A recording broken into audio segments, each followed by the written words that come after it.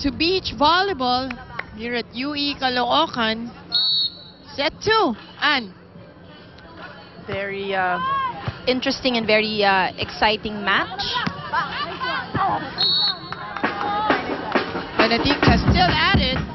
Still going to off speed. Well, at this point, it worked, but what we saw in the first set was that in the latter part, Pineda and Soriano has already adjusted. Oh, and you hear Pineda really shouting and instructing Soriano na walang blockers. So, a good opportunity for them to get a good attack. Soriano and UST now for the attack. Wala ring blocker. And Caballejo getting that one. Stronger exchanges this time around. Oh, that's... Oh! That over-received ball gets the point for Adamson. Yun yung mga sayang, ano? If you were on the side of UST, you would think it was such a waste because nag-overball lang bigla and hindi na-anticipate.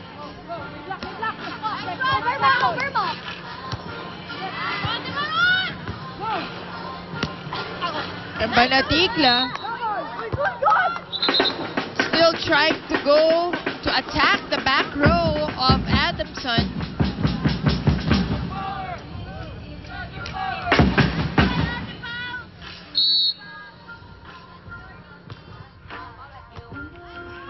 Adamson on the attack. Pineda still has power. A lot of power. I mean, spike. so far in this set and in the latter part of the first set, we saw a lot of really hard-hit spikes, powerful ones.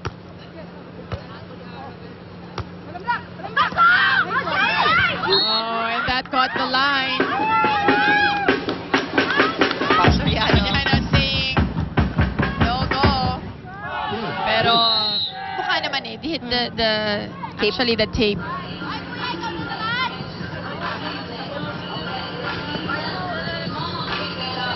Caballejo on the line to serve for the Lady Tigresses.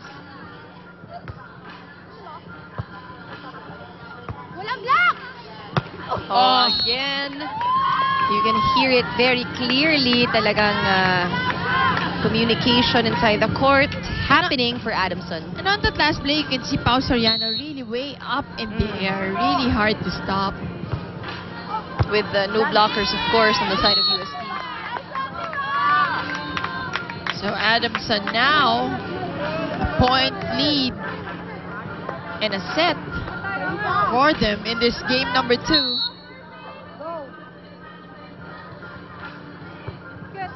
Oh, but that goes right into the net for Pineda.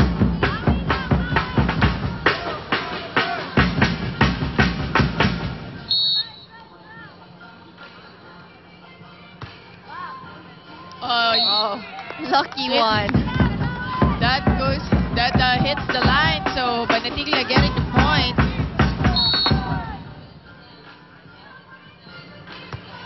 Panatilla adjusting this time.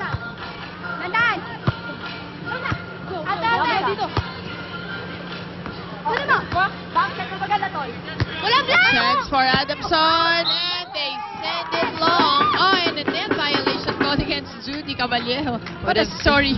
I know, it would have been a point already for UST. Yup. Again, yung balance mo with the uneven sand. Ang hirap rin talaga eh. And yung break foot is not as easy as, you know, when you're playing indoor. True. Maru Panatilla dropping it once again.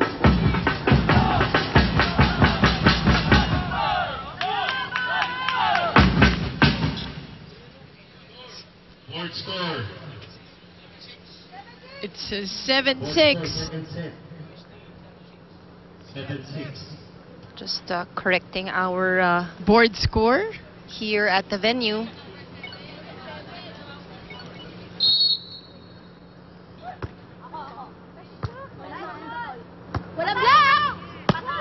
Oh, but Soriano's just committing these defensive errors.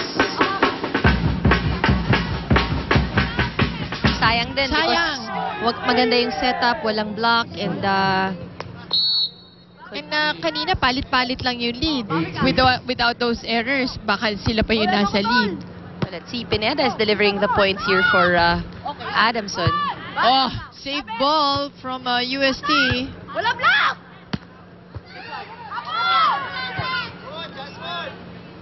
Bang! Labina mo ulit. Didikit ko. A chance for UST to attack this time. Oh, one nice. hand save. Oh, that's too much for... Oh, I think there's some... Cramping, yes. cramps. Maruba Natikla cramping. Maruba Natigla normally really... I think in Yes. most of the games that I've seen her play for beach volleyball, she usually gets cramps, and I think she's in a lot of pain.